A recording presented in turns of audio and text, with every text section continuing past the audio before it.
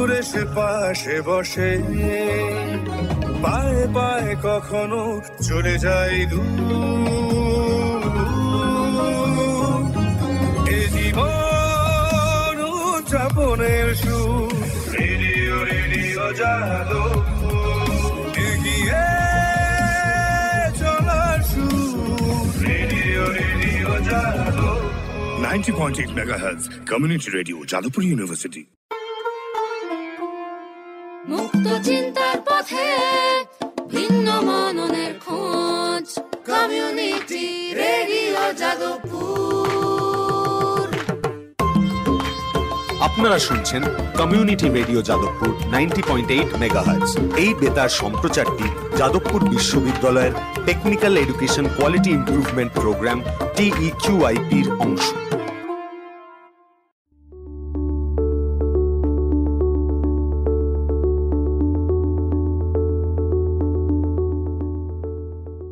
Community radio JU 90.8 মেগাহার্টসে এখন সময় এসো ভালো থাকি অনুষ্ঠানের। আপনাদের সঙ্গে রয়েছে আমি লাকি। আপনারা জানেন বন্ধু যে বেশ কয়েকটি পর্বে আমরা ক্যান্সার নিয়ে সচেতনতামূলক নানান ধরনের অনুষ্ঠান করছি, আর এই বিশেষ অনুষ্ঠানে আমাদের সঙ্গে সহযোগিতা করছে Saroj Gupta cancer centre and research institute.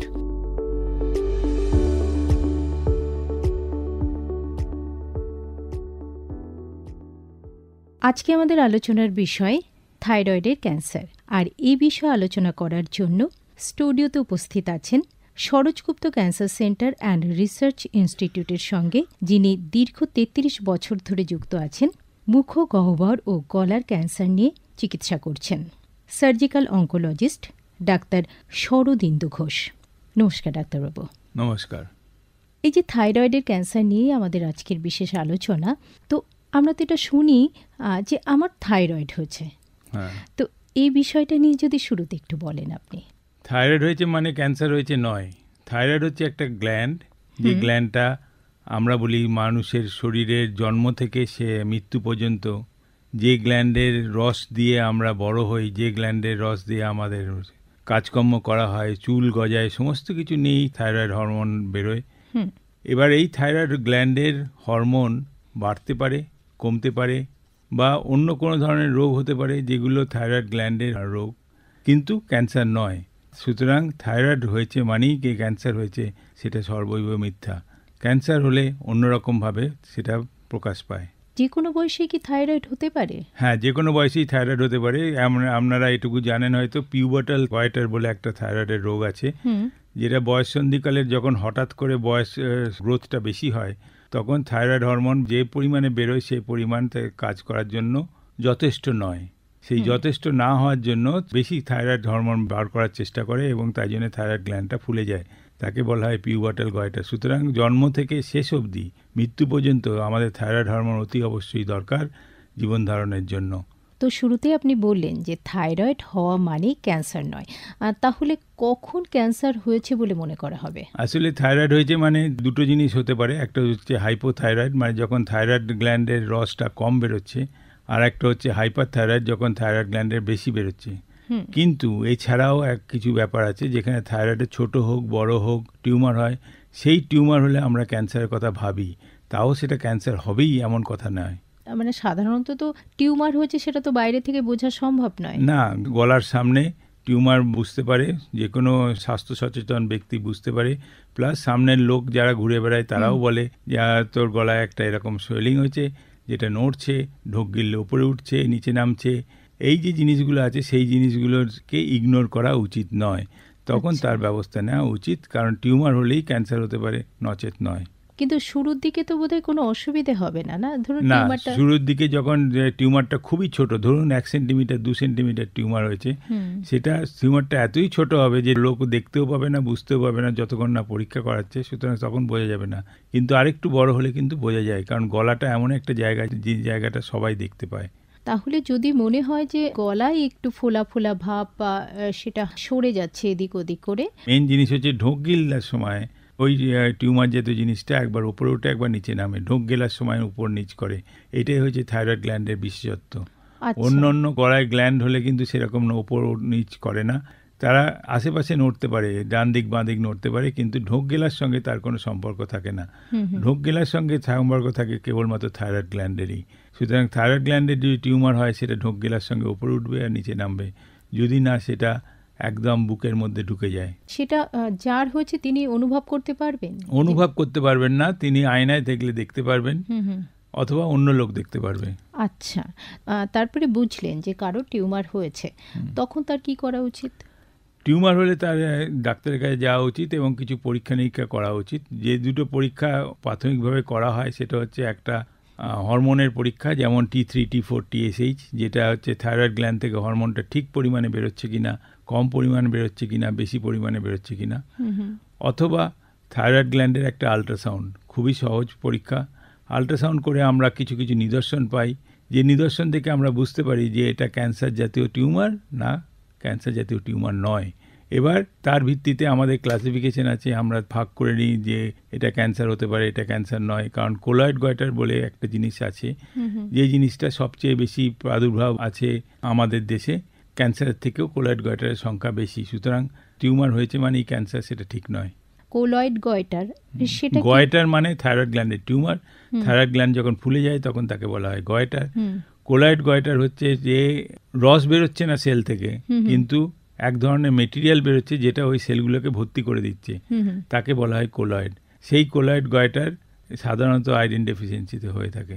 তো সেটা হলে যদি ছোট হয় কিছু না করলেও চলে, রেগুলার পরীক্ষা নিরীক্ষার মাধ্যমে থাকলে ওটাকে রাখা যায়। বড় হলে হ্যাঁ তার চিকিৎসা করতে হয় এবং হয়তো বাদ দিতেও হতে পারে। যদি একটা গ্ল্যান্ডে হয় একটা গ্ল্যান্ড বাদ দেওয়া হয়, দুটো গ্ল্যান্ডে হলে দুটো গ্ল্যান্ড বাদ দেওয়া হয়। সেটা মানেই তো ক্যান্সার নয়? না, সেটা মানেও ক্যান্সার নয়। মানে তাহলে থাইরয়েডের ক্যান্সারটা বুঝবো কি করে? সেটাই পরীক্ষা নিরীক্ষার মাধ্যমে। থাইরয়েডের ক্যান্সার প্রাথমিকভাবে যদি দেখেন যে থাইরয়েড হরমোন মোটামুটি ঠিকভাবে বেরোচ্ছে অথবা কম বেরোচ্ছে, থাইরয়েড ক্যান্সারের চান্স বেশি।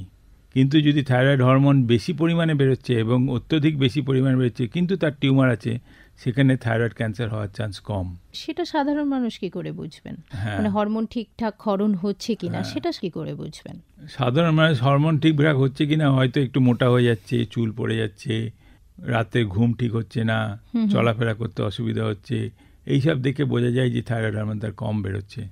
অথবা যাদের থাইরয়েড হরমোন বেশি বেরোচ্ছে তাদের পালস রেট খুব বেশি, চোখটা ঠিকরে বেরিয়ে আসছে, রোগা হয়ে যাচ্ছে, এইসব কিছু ইয়ে আছে যার জন্য আমরা ভাবতে পারি তার থাইরয়েড হরমোন বেশি বেরোচ্ছে। এবার থাইরয়েড হরমোন বেশি বেরোনো কারো একটা গলায় টিউমারও দেখা যেতে পারে, সেই টিউমার থেকে থাইরয়েড হরমোন বেশি বেরোতে পারে। সেটা যে কোনো বয়সেই হতে পারে? যে কোনো বয়সেই হতে পারে, সাধারণত মাঝবয়সী ভদ্রমহিলাদের বেশি হয়। তাহলে হরমোন যদি ক্ষরণটা অস্বাভাবিক হয় তাহলে থাইরয়েড ক্যান্সারের চান্স তার কম থাকে। আর যদি কম হয় বা নরমাল থাকে তাহলে তাদের থাইরয়েড ক্যান্সারের চান্স আছে। আচ্ছা, যদি দেখা যায় যে তার থাইরয়েড হরমোন বেশি আছে তাহলে তার গলার একটা আল্ট্রাসাউন্ড করতে হবে। গলার আল্ট্রাসাউন্ড করে যদি আমরা আল্ট্রাসাউন্ডের নিদর্শন হিসেবে কিছু কিছু ক্রাইটেরিয়া আছে আমরা জানতে পারি যেগুলো ক্যান্সারের মতন, সেগুলো হলে তখন আমরা দ্বিতীয় পরীক্ষা করতে যাব। ওই যে বললাম যাদের থাইরয়েড হরমোন বেশি আছে তাদের সাধারণত দ্বিতীয় পরীক্ষা লাগে না। যাদের থাইরয়েড হরমোন কম বেরোচ্ছে তখন আমরা যে পরীক্ষাটা করি সেটা হচ্ছে একটা ছুঁচ ফুটিয়ে ওই থাইরয়েড টিউমারের রসটা বার করা হয়, যাকে বলা হয় FNAC। সেই FNAC আজকাল আরও স্পেশালাইজড উপায়ে করা হয়, কারণ অনেকের টিউমার ছোট থাকে, 1 সেন্টিমিটার 2 সেন্টিমিটার বাইরে থেকে ঠিক জায়গায় পৌঁছানো যায় না নিডলটা। সেই জন্য আমরা আল্ট্রাসাউন্ড মেশিন দিয়ে নিডলটাকে দিক নির্দেশ করে দিই, দিয়ে তারপর রসটা টেনে বার করে দেখা হয় যে তার মধ্যে ক্যান্সার সেল আছে কি নেই। থাইরয়েড গ্ল্যান্ড গলার কাছেই হয় এটা আমরা বুঝলাম, কিন্তু যারা ধরুন বাচিক শিল্পী বা সঙ্গীত শিল্পী তারা তো গলার কাজটাই করছেন, গলার উপর স্বাভাবিকভাবে একটা প্রেসার চলেই, তো তাদের ক্ষেত্রে কি থাইরয়েডের উপর কোনো প্রেসার নেই? থাইরয়েড একদম টোটালি আলাদা।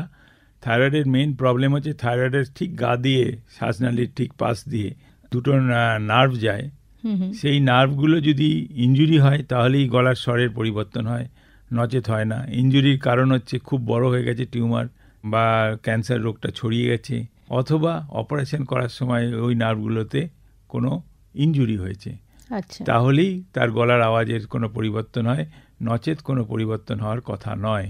কিন্তু এই থাইরয়েড ক্যান্সারটা কেন হয়? ঠিক কারণ আমরা এখনো জেনে উঠিনি। কয়েকটা ক্ষেত্রে আমরা কারণ জানতে পারি। 1 নম্বর কারণ হচ্ছে যে কিছু কিছু বেল্ট আছে, কিছু কিছু জায়গা আছে যেখানে থাইরয়েড ক্যান্সারের প্রাদুর্ভাব বেশি হয়। যেমন ধরুন হিমালয়ের তলায় যারা বাস করে তাদের থাইরয়েড ক্যান্সার বেশি হয়, অথবা বিভিন্ন জায়গায় লোকালিটি আছে তাদের দেখবেন গলায় ফোলাটা বেশি। এই একটা হতে পারে। মানে ফোলাটা বেশি কি জন্ম থেকেই? না, টিউমার হয়েছে, যে টিউমার নিয়ে তারা ঘুরে বেড়ায়। আচ্ছা। এরকম যারা অনেক দিন ধরে একটা টিউমার নিয়ে ঘুরে বেড়ায়, সেই টিউমারটা কিন্তু 8 বছর 9 বছর পরে ক্যান্সারে পরিবর্তন হতে পারে। এটা গেল একটা কারণ। দ্বিতীয় কারণ হচ্ছে যে অনেক জায়গায় শুনেছেন যে রেডিয়েশন ইনজুরি হয়েছে, মানে ধরুন কোনো রেডিয়েশন বেরিয়েছে কিছু ফ্যাক্টরি থেকে, অথবা অ্যাটম বোম পড়েছে কোনো এলাকা থেকে, সেই সব এলাকার বাচ্চাদের এই ক্যান্সারে দেখা গেছে যে তাদের বেশি হচ্ছে। এছাড়া নির্দিষ্ট কোনো কারণ কিন্তু নেই থাইরয়েড ক্যান্সারের কোনো কারণ। এই যে আপনি রেডিয়েশনের কথা বলছেন, তো আমরা তো বিভিন্ন রকম পরীক্ষা নিরীক্ষা করেই থাকি। আপনারাও বলেন যে যদি সন্দেহ হয় টেস্ট করতে, তো সেখানে এক্স-রে করা হয় বা সিটি স্ক্যান, ম্যামোগ্রাফি, যদি এগুলোতে তো রেডিয়েশন থাকে তো নাকি? এক্স-রে, চেস্ট সিটি স্ক্যান একটু বেশি পরিমাণে রেডিয়েশন থাকে, কিন্তু বছরে একটা কি দুটো কি তিনটে সিটি স্ক্যানে কিন্তু এর এফেক্ট পড়ে না। যদি আরও বেশি নেয়, বা ধরুন আমাদের এক্স-রে মেশিনের আন্ডারে আমরা কাজ করছি, অনেক সময় যে পেশেন্টের এই রকম অবস্থা হয় যে এক্স-রে মেশিনের তলায় কাজ করতে হয়, তাদের কিন্তু থাইরয়েড গ্ল্যান্ডে ক্যান্সার হওয়ার চান্স আছে। সেই জন্যে তাদেরকে ওইটা আটকে আমরা চেষ্টা করি, কারণ হেলথ হ্যাজার্ডটা অনেক বেশি তাদের। তাহলে কি করণীয় তাদের? তাদের একরকম জামা পাওয়া যায় যেটা লেড সিল্ড বলা হয়, সেই জামা পরে তাদের কাজ করতে হয় যাতে শরীরের মধ্যে ওই রেডিয়েশনের এফেক্টটা না পড়ে। কোম্পানি থেকেই দেবে, কাজ করার জায়গাতেই থাকে, এবং সেরকম মাপ করা হয় যে আমাদের কতখানি রেডিয়েশন গেল। সেরকমভাবে যদি দেখা যায় যে মাপে বেশি হচ্ছে, তাহলে তাকে দ্বিতীয়বার ওখানে ঢুকতে দেওয়া হয় না। স্পেশালি সিয়াম বলে একটা যন্ত্র আছে, সি যেমন সি এর মতো দেখতে, একটা আর্ম আছে তার, সেখান থেকে রেডিয়েশনটা বেরোয়। সি আর্মের আন্ডারে যদি বেশি কাজ করতে হয়, তাহলে তাদের ওই প্রিকশন নিয়েই কাজ করতে হয়। আচ্ছা। পরীক্ষা নিরীক্ষার মধ্যে যারা যুক্ত আছে সবাই একটা প্রিকশন নিয়েই কাজ করে। যারা এক্স-রে করে তাদের একটা প্রিকশন নিয়েই কাজ করে। সুতরাং যারা কাজ করে তাদের প্রিকশন নেওয়া আছে। যেসব পেশেন্টের প্রিকশন নেওয়া নেই, তাদের সংখ্যা বা এইসব পরীক্ষা নিরীক্ষার পরিমাণ এতই কম যে তার এফেক্টটা খুব একটা পড়ে না। রেডিয়েশনের এফেক্টটা কি থাইরয়েডেই পড়ে নাকি বোন ম্যারোতে পড়ে, বিভিন্ন অর্গানে, টেস্টিসে পড়ে, মানে যেগুলো খুব তাড়াতাড়ি মাল্টিপ্লাই করে এরকম জায়গাগুলোতে পড়ে, যেমন টেস্টিস, ওভারি, বোন ম্যারো, এগুলোতে রেগুলার সবসময় কাজ হয়ে যাচ্ছে বলে তাদের রেডিয়েশন এফেক্টের জন্য তাদের সেখানে পড়ে। থাইরয়েডেও পড়ে। মুক্ত চিন্তার পথে ভিন্ন মননের খোঁজ, কমিউনিটি রেডিও যাদবপুর। আপনারা শুনছেন কমিউনিটি রেডিও যাদবপুর 90.8 মেগাহার্টজ। এই বেতার সম্প্রচারটি যাদবপুর বিশ্ববিদ্যালয়ের technical education quality improvement programme TEQIP-র অংশ। এসো ভালো থাকি অনুষ্ঠানে আজকে আপনারা শুনছেন থাইরয়েডের ক্যান্সার নিয়ে বিশেষ আলোচনা। স্টুডিওতে উপস্থিত আছেন surgical oncologist doctor Sharadindu Ghosh. তো ডাক্তারবাবু, যদি বিশদে একটু বলেন যে থাইরয়েডের ক্যান্সারের ক্ষেত্রে মানে কি কি পরীক্ষা করা হয়? এফএনএসিতে আমরা যে 5 রকম রিপোর্ট পেতে পারি। এফএনএসির ফুল ফর্মটা কি? ফাইন নিডল অ্যাসপিরেশন সাইটোলজি, মানে সরু নিডল দিয়ে রস বার করে যে সেলটা আছে, সেই সেলটা মাইক্রোস্কোপে পরীক্ষা করে দেখা হয় যে তার মধ্যে ক্যান্সারের জাতীয় কোনো নিদর্শন আছে কিনা। সেইটাই প্রাথমিকভাবে আমরা বুঝতে পারি যে এটা ক্যান্সার কি ক্যান্সার নয়। এবার এফএনএসি করার পর যদি আমরা দেখি যে একটা শ্রেণী আছে যেটাতে বলে দেবে সোজা ক্যান্সার নয়, একটা শ্রেণী আছে যেটা বলে দেবে সোজা ক্যান্সার, একটা বলে দেবে হতেও পারে নাও হতে পারে। আচ্ছা। এবার এই হতেও পারে নাও হতে পারে গোত্রটার মধ্যে একটুখানি আমাদের আরও হয়তো 4 সপ্তাহ কি 6 সপ্তাহ পরে আবার হয়তো একটা এফএনএসি করে দেখতে হবে। যদি আমরা মনে করি যেটা ক্যান্সার হওয়ার চান্স বেশি, তাহলে ওই এফএনএসিটা আমরা আবার রিপিট করি। তারপর যদি সেখানেও ওই রকমভাবে ক্যান্সার সেল পাওয়া যায়, তাহলে ক্যান্সারের মতো চিকিৎসা হয়। আর যদি না পাওয়া যায়, তাহলে আমরা অবজারভেশনে রেখে দিই, অথবা অবজারভেশন করে যদি দেখা যায় যে টিউমারটা বড় হচ্ছে, তাহলে আমরা বাদ দিয়ে ব্যবস্থা নিই। বড় হচ্ছে মানে সেটা বড় হচ্ছে মানে সেটা ক্যান্সার হোক আর ছাই না হোক, সেটা আজকে যে অবস্থায় আছে তার থেকে 6 সপ্তাহ পরে আরো বড় হয়েছে, বা ক্যালসিফিকেশন বলে একটা জিনিস আছে, যে ছোট ছোট ক্যালসিয়াম ডিপোজিট হচ্ছে এরকম দেখা যাচ্ছে, তাহলে সেই রিস্কটা আমরা নিতে চাই না, কারণ এই রোগটা চিকিৎসায় সারানো যায়। মানে মোট কথা হচ্ছে টিউমার যদি বেড়ে যায় সেটাই হ্যাঁ, সন্দেহজনক। যদিও আমার এফএনএসিতে আমি পরিষ্কার স্থির নিদর্শনভাবে ক্যান্সার প্রমাণ করতে পারিনি, কিন্তু সেক্ষেত্রেও আমরা চিকিৎসার দিকে এগিয়ে যাই। আচ্ছা, মানে এফএনএসিতে যদি প্রমাণিত হয়ে যায় যে ক্যান্সার, তাহলে আর বায়োপসি করার দরকার পড়ে না। প্রথম থাইরয়েড পরীক্ষা, তারপর আলট্রাসোনোগ্রাফি, তারপর এফএনএসি। আর এফএনএসিতেও যদি আমরা শিওর হতে না পারি তখন বায়োপসি, অথবা অন্য কোনো ধরনের ক্যান্সার পাচ্ছি বলে মনে হয় তখন আমরা বায়োপসি যাই। তারপরে শিওর হয়ে গেলাম যে থাইরয়েডের ক্যান্সার হয়েছে, তো এর ধরনগুলো কি বা সেগুলো যদি। থাইরয়েডের ক্যান্সার মূলত 3 প্রকার। একটা হচ্ছে ডিফারেন্সিয়েটেড থাইরয়েড ক্যান্সার বা প্যাপিলারি ফলিকুলার ক্যান্সার, যার রেজাল্ট খুব ভালো। আর একটা হচ্ছে পোলি ডিফারেন্সিয়েটেড আর অ্যানাপ্লাস্টিক ক্যান্সার, যার রেজাল্ট খুব খারাপ। আর এক ধরনের ক্যান্সার হয় যেটা ঠিক থাইরয়েড ক্যান্সার নয়, কিন্তু থাইরয়েডেই হয় বলে তাই থাইরয়েড ক্যান্সার বলে থাকে, সেটা হচ্ছে মেডুলারি ক্যান্সার। আচ্ছা, তার মধ্যে 90% ডিফারেন্সিয়েটেড থাইরয়েড ক্যান্সার মানে প্যাপিলারি ক্যান্সার মধ্যেই পড়ে। সেই জন্যেই তাদের থাইরয়েড ক্যান্সার রেজাল্ট এত ভালো। তো এর চিকিৎসা পদ্ধতিগুলো কি কি? প্রাথমিকভাবে পরীক্ষা নিরীক্ষার পর চিকিৎসা পদ্ধতি হচ্ছে আমরা থাইরয়েড গ্ল্যান্ডটা বাদ দিই। থাইরয়েড গ্ল্যান্ড সাধারণত প্রজাপতির সেটা মতো। সাইজে যেরকমই হোক বাদ দিয়ে দেবো? না, থাইরয়েড গ্ল্যান্ড প্রজাপতির মতো। দুটো লোব আছে, একটা ডান দিকের লোব, একটা বাঁ দিকের লোব, মাঝখানে একটা ব্রিজের মতো ইসমাস। এবার যদি যে নডুলটা যদি 1 সেন্টিমিটার কম হয় বা 1 সেন্টিমিটার 1.5 সেন্টিমিটার মতন হয়, আমরা তাকে অপারেশন না করেও ফলো আপে রাখতে পারি, কিন্তু তাকে নির্দিষ্ট করতে হবে সে ফলো আপে থাকবে। এরপর যদি কখনো বড় হয় তখন আমরা অপারেশনের দিকে এগোই, নচেত 1 সেন্টিমিটার 1.5 সেন্টিমিটার আমরা ফলো আপে রাখতে পারি। কিন্তু যদি 4 সেন্টিমিটারের বেশি হয় তাহলে আমাদের অপারেশনে যেতে হয়। এবার অপারেশনটা কি? অপারেশনটা হচ্ছে একদিকের লোব বাদ দেওয়া যেতে পারে, দুদিকের লোব বাদ দেওয়া যেতে পারে, অথবা পুরো থাইরয়েড বাদ দিয়ে যেতে পারে। প্রবলেম হচ্ছে 1 থেকে 4 সেন্টিমিটারের মধ্যে টিউমারটা হলে কি করণীয়? যে কোনো একটা রাস্তা নিলেই হয়, আমরা ফলো আপেও রাখতে পারি, আবার অপারেশনও করে দিতে পারি। অপারেশন আবার বললাম হেমিথাইরয়েডেক্টমি বা অর্ধেক থাইরয়েড, টোটাল থাইরয়েডেক্টমি বা পুরো থাইরয়েড বাদ দেওয়াটাই চিকিৎসা।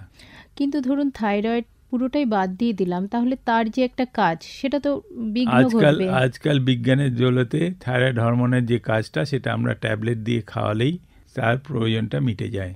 আচ্ছা, বাজারে মানে হরমোন থেরাপি। হ্যাঁ, বাজারে এলট্রক্সিন, থাইরোনম এরকম জাতীয় অনেক ওষুধ পাওয়া যায়, যারা ওই থাইরয়েড হরমোনটাকে খেয়ে যেতে হয় এবং সারা জীবন খেয়ে যেতে হয়, কখনো বাড়ে কখনো কমে। সেই জন্যে নিয়মিত একটা পরীক্ষা নিরীক্ষার মধ্যে থাকতে হয়, কিন্তু ওই ট্যাবলেটটা খেলে তার থাইরয়েড বাদ দেওয়ার কোনো এফেক্ট পড়ে না। থাইরয়েড বাদ দেওয়া হচ্ছে মানে তার মানে বুঝতে হবে যে তার স্টেজটাও না, ওই যে বললাম 1 সেন্টিমিটারের কম হলে আমরা রাখতে পারি, 1 সেন্টিমিটারের বেশি হলে আমরা বাদ দিতে পারি। এর মানে নয় যে থাইরয়েডের তার স্টেজটা খুব বেশি। আচ্ছা, থাইরয়েডের স্টেজ এমনই যে 4 সেন্টিমিটার টিউমার হলেও তার স্টেজ 2, স্টেজ 1 এর মধ্যে পড়ে যাচ্ছে। সুতরাং যেহেতু এর রেজাল্ট খুব ভালো, সেই জন্য আমরা স্টেজ বাড়লেও আমরা বাদ দিতে পারি, নাও পারি। সুতরাং স্টেজের সঙ্গে এটার খুব একটা সম্পর্ক নেই, যেটা অন্যান্য ক্যান্সারের ক্ষেত্রে আছে। তাহলে এটা একটা ভালো। হ্যাঁ, এটা একটা ভালো। এই যে আপনি বললেন যে পুরো থাইরয়েডটা বাদ দিলেন, তারপরে কি বিভিন্ন থেরাপি বলছেন, হরমোন থেরাপিটা তো চলছে। হরমোন থেরাপি থেকে করতেই হয় যদি আমরা পুরো গ্ল্যান্ড বাদ দিয়ে থাকি। যদি আমরা অর্ধেক গ্ল্যান্ড বাদ দিয়ে থাকি, হরমোন থেরাপি না করলেও চলে, পরীক্ষা নিরীক্ষা করে দেখে শুনে চললেও হয়। কিন্তু এবার হরমোন থেরাপি চলছে, তার সঙ্গে আমরা যে টিউমারটা বাদ দিলাম সেই টিউমারের কিছু প্রকৃতিগতভাবে বায়োপসি রিপোর্টে কিছু বেরিয়ে আসে, যেগুলো আমরা হাই রিস্ক ক্রাইটেরিয়া বলি। যদি হাই রিস্ক ক্রাইটেরিয়া থাকে তাকে পরবর্তীকালে আর একটা থেরাপি দেওয়া হয়, যেটা আমাদের হসপিটালে করা হয়, তাকে বলা হয় radio active iodine therapy. Radio active iodine therapy মানে কি? থাইরয়েড গ্ল্যান্ড হচ্ছে এমন একটি গ্ল্যান্ড যা আয়োডিন খায়। আয়োডিন যেটা লবণে থাকে, যেটা আজকাল গভর্নমেন্ট অফ ইন্ডিয়া লবণে দিতে বাধ্যতামূলক করেছে, কারণ এতে নাকি থাইরয়েড প্রিভেনশন বেশি হয়। আয়োডিন যুক্ত আগে ছিল না, এখন গভর্নমেন্ট নিয়মে আয়োডিন যুক্ত হয়েছে। এবার আমরা যদি আয়োডিনটাকে এমন একটা আয়োডিন করি যে আয়োডিন থেকে রে বেরোয়, তাহলে থাইরয়েড না বুঝে সেই আয়োডিনটা খেয়ে নেবে এবং সে যেখানে যেখানে শরীরের মধ্যে থাইরয়েড জায়গা আছে সেখানে ওই রেডিয়েশনটা বেরিয়ে যাবে এবং থাইরয়েড গ্ল্যান্ডটা নষ্ট হয়ে যাবে। রেডিও অ্যাক্টিভ আয়োডিন থেরাপির কথা বলছেন, তো এটা কি শুধুমাত্র থাইরয়েডের ক্যান্সারের ক্ষেত্রে অ্যাপ্লাই হয়? হ্যাঁ, শুধুমাত্র থাইরয়েড ক্যান্সারে অ্যাপ্লাই হয়। আচ্ছা, এমনকি যেসব ক্যান্সার ছড়িয়ে গেছে থাইরয়েড ক্যান্সার সেখানেও অ্যাপ্লিকেবল আছে, কিন্তু মেডুলারি ক্যান্সার, অ্যানাপ্লাস্টিক ক্যান্সারে এর কোনো কাজ নেই। রেডিওথেরাপি বা কেমোথেরাপি যেগুলো বিভিন্ন ক্যান্সারের ক্ষেত্রে প্রয়োগ করা হয়, এই ক্ষেত্রে কখনো কখনো রেডিওথেরাপি, কেমোথেরাপি আমরা প্রয়োগ করি। যেসব ক্ষেত্রে প্রয়োগ করি, যেসব ক্ষেত্রে আমাদের সার্জারি দিয়ে বা রেডিও আয়োডিন থেরাপি দিয়ে আমরা কন্ট্রোল করতে পারছি না, সেই সব ক্ষেত্রে রেডিওথেরাপি, কেমোথেরাপির প্রয়োগ আছে, তবে তার প্রয়োগ খুবই কম, বলতে গেলে নেই প্র্যাকটিক্যালি থাইরয়েড ক্যান্সারের ক্ষেত্রে। কেমোথেরাপির জন্য কিছু ওষুধ আছে, রেডিওথেরাপির জন্য কিছু ওষুধ আছে, কিন্তু থাইরয়েড ক্যান্সারের প্রয়োগ খুব কম। আচ্ছা, এই থাইরয়েড ক্যান্সারে মৃত্যু ভয়টা কতটা? ওই যে বললাম, যদি ডিফারেন্সিয়েটেড থাইরয়েড ক্যান্সার হয় মৃত্যু ভয় প্রায় 0। আচ্ছা, কিন্তু যদি নন ডিফারেন্সিয়েটেড থাইরয়েড ক্যান্সার হয়, মানে অ্যানাপ্লাস্টিক পোলি ডিফারেন্সিয়েটেড, মৃত্যু ভয় প্রায় 75%। এই ক্যান্সারটা কি বংশগত? ক্যান্সারটা বংশগত নয়, কিন্তু ক্যান্সারটা লোকালিটিগত, খাদ্য অভ্যাসগত।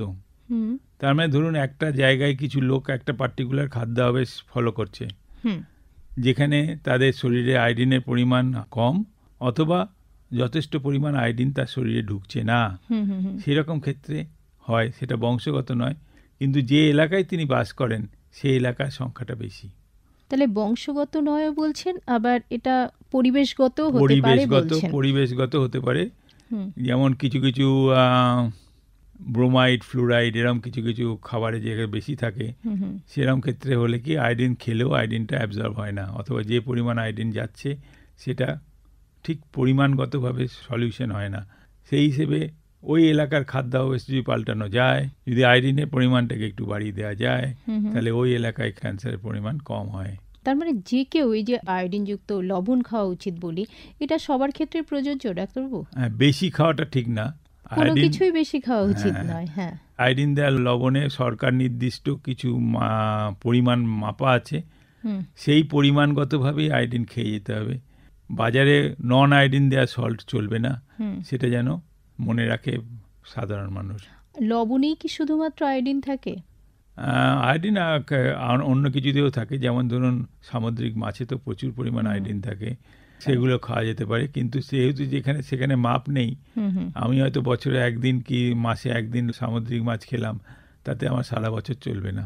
কিন্তু আপনি এবার বলুন যে এই রোগটাকে, মানে থাইরয়েডের ক্যান্সারটাকে প্রতিরোধ কিভাবে করা সম্ভব? প্রতিরোধ করা সম্ভব নয়, একটু কনসাস থাকাটাই একমাত্র উপায়।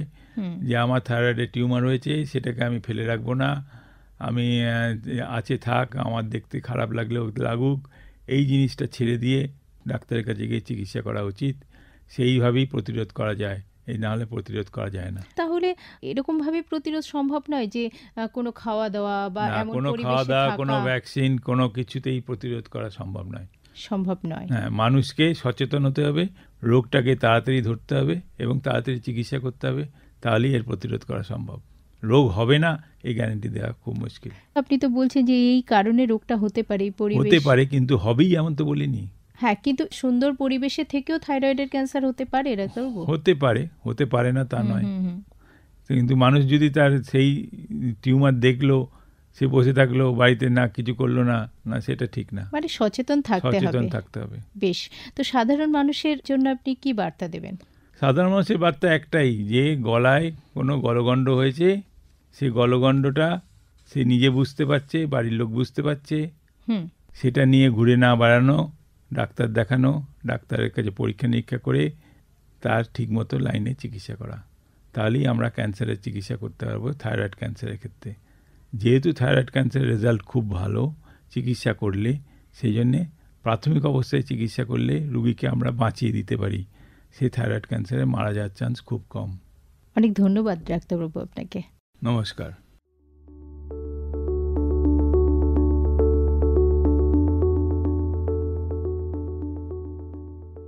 আপনারা শুনছিলেন বন্ধু এতক্ষণ এসো ভালো থাকে অনুষ্ঠান।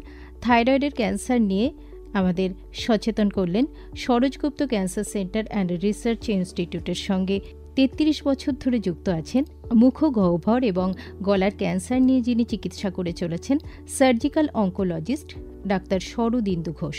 কেমন লাগলো এই অনুষ্ঠান আপনারা অবশ্যই আমাদের জানাতে পারেন 0332457262 নম্বরে। এছাড়া আপনারা আমাদের মেলও করতে পারেন radioju@gmail.com এ। আর এই বিশেষ অনুষ্ঠান আপনারা আমাদের নিজস্ব ইউটিউব চ্যানেল রেডিও জেইউতেও শুনতে পারেন। আজকের মতো এসো ভালো থাকি অনুষ্ঠান এ পর্যন্তই। নমস্কার।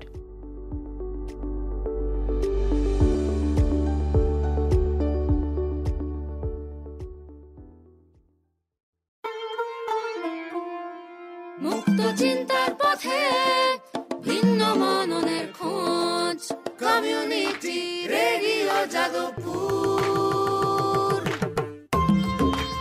আপনারা শুনছেন কমিউনিটি রেডিও যাদবপুর 90.8 মেগাহার্টজ।